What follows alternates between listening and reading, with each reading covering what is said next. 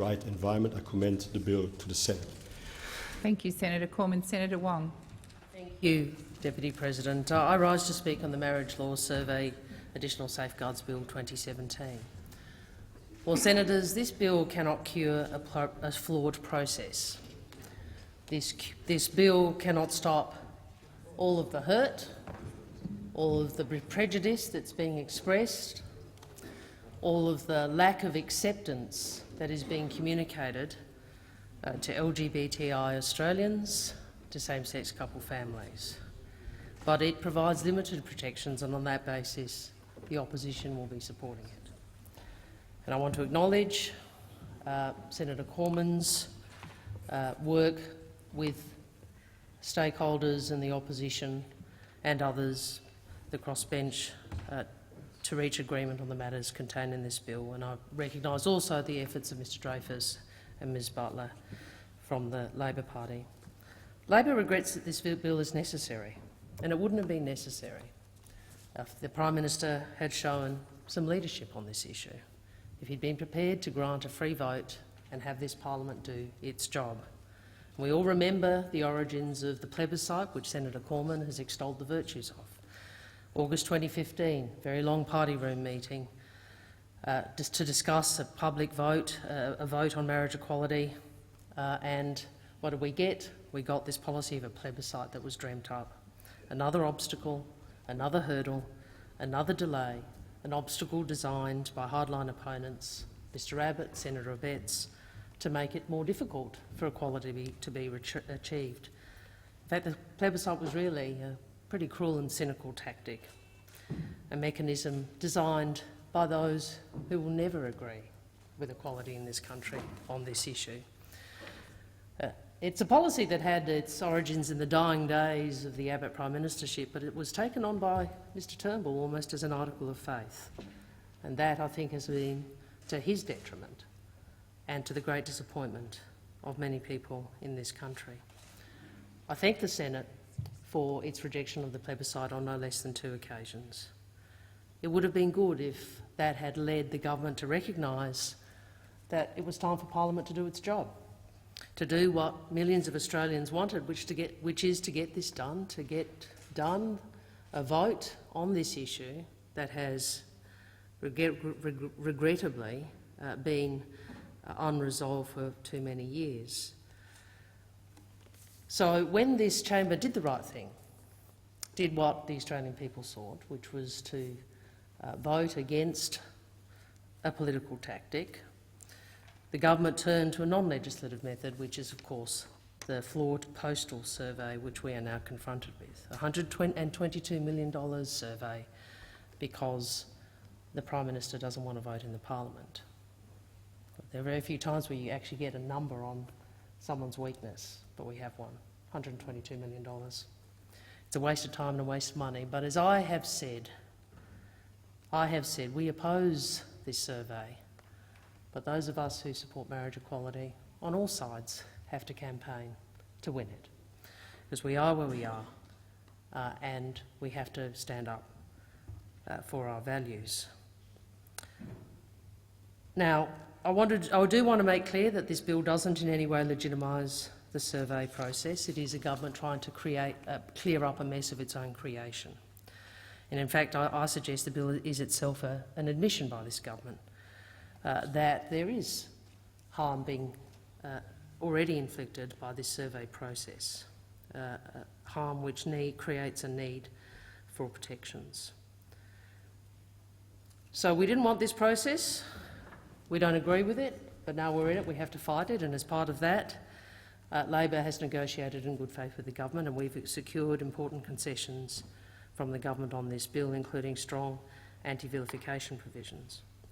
And the aim is to stop LGBTI Australians and their families, as well as Australians with religious conviction, from facing attack.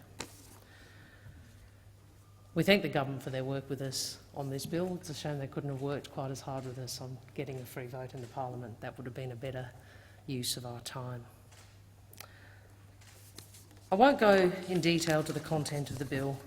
I understand there is a desire for us to progress this quickly given the time frame, but I do want to make a few points about hate speech, which has been raised by the Minister. At the outset, we said that we would hold the Prime Minister and the government responsible for the hateful speech, the hateful arguments which are already being seen in the Australian community on this issue. And I want to make it clear this bill does not absolve the Prime Minister of responsibility for that. This bill provides limited protections, but it is the Prime Minister and the Parliament that have to continue to set the tone in this debate.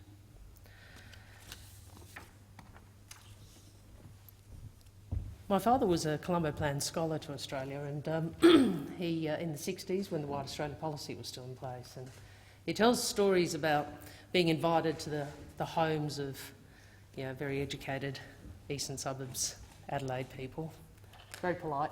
And he said they were very polite to me, gave me 2 cups of tea, but they didn't want me to take their daughter out. And I'm often reminded of that in this debate because, and I'll come to some of the more hateful things which have already been said, but I do want to make this clear. Sometimes prejudice comes in very polite forms. Sometimes a lack of acceptance and disrespect comes with a great deal of courtesy.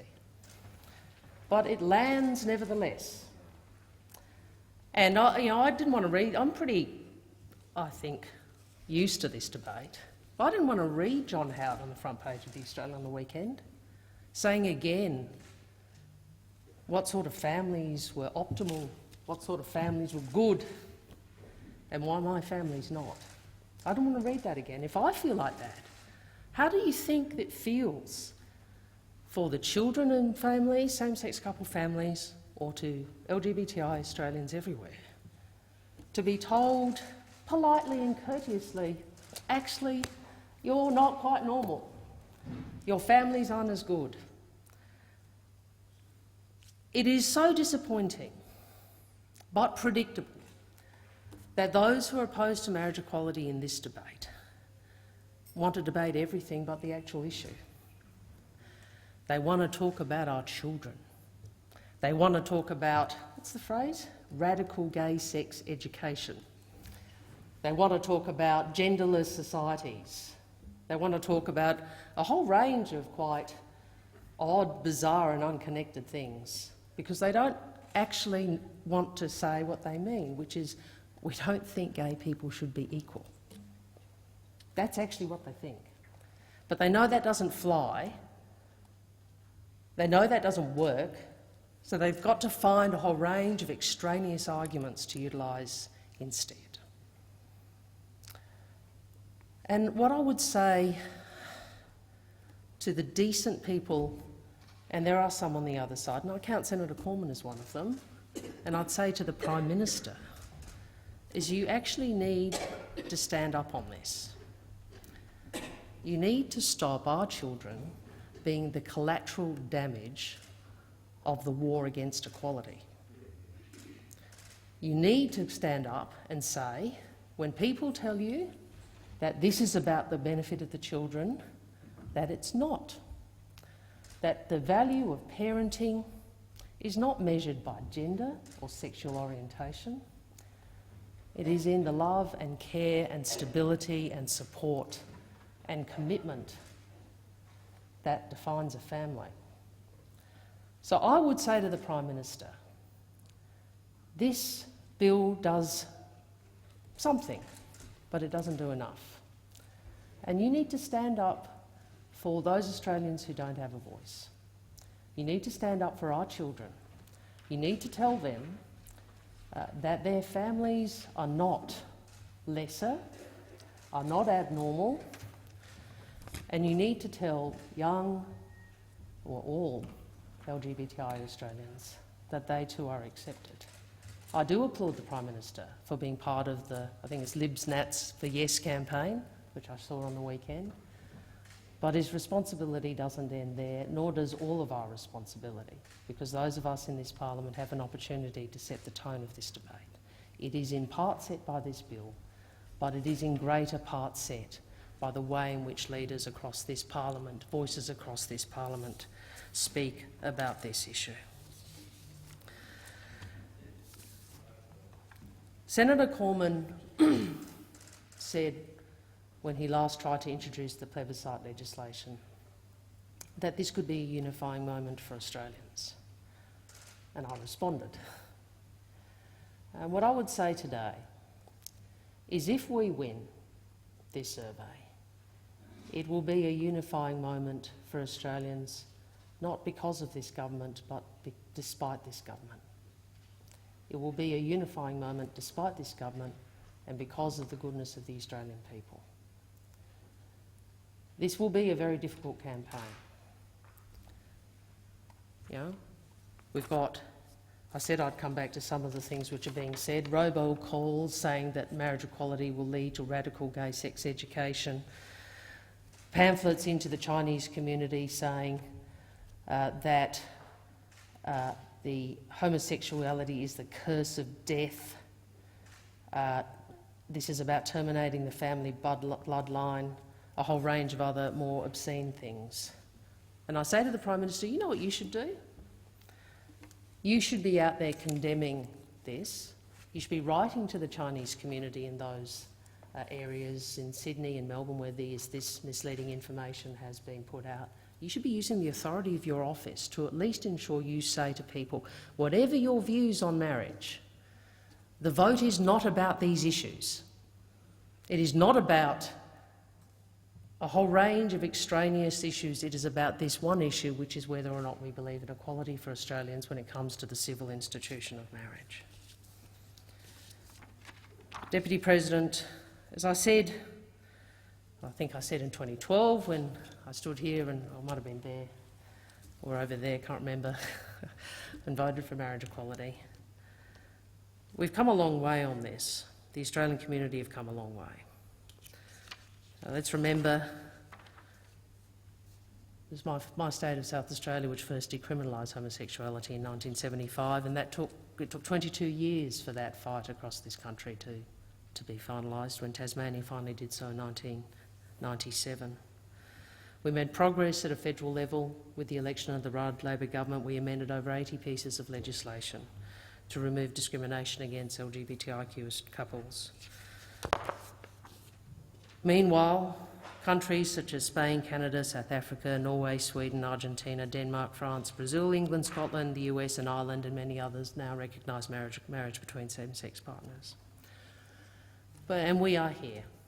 And I hope the next time I speak on this, it will be after we have managed to win this fight and we can have a free vote in this parliament and a vote and get this matter dealt with. But returning in conclusion to the campaign and its outcome. As I said, if this is a unifying moment, it will be because of the good-heartedness of the Australian people. And amidst all of the hateful things which are said, politely and abusively, I take comfort, I take faith from the sort of open-heartedness and acceptance that I have experienced in my life. Senator Bushby. Senator Bushby. On the birth of our children, the generosity of so many strangers, sending gifts, sending cards, sending messages, sending flowers, lots of clothes, people stopping me and congratulating us. When I drop my daughter off at school, the way in which parents of other kids talk to us and ask us about the latest happenings. Parents dropping their kids off for play dates, sitting down and having a cup of tea and just talking about what the class is doing. In these simple acts, there is an acceptance and a respect that I hope will win in a debate that thus far has been too much characterised by a lack of acceptance and a lack of respect. And I encourage those on the other side to stand with us in providing that leadership about the nature of the debate to come. Thank you, Senator Wong.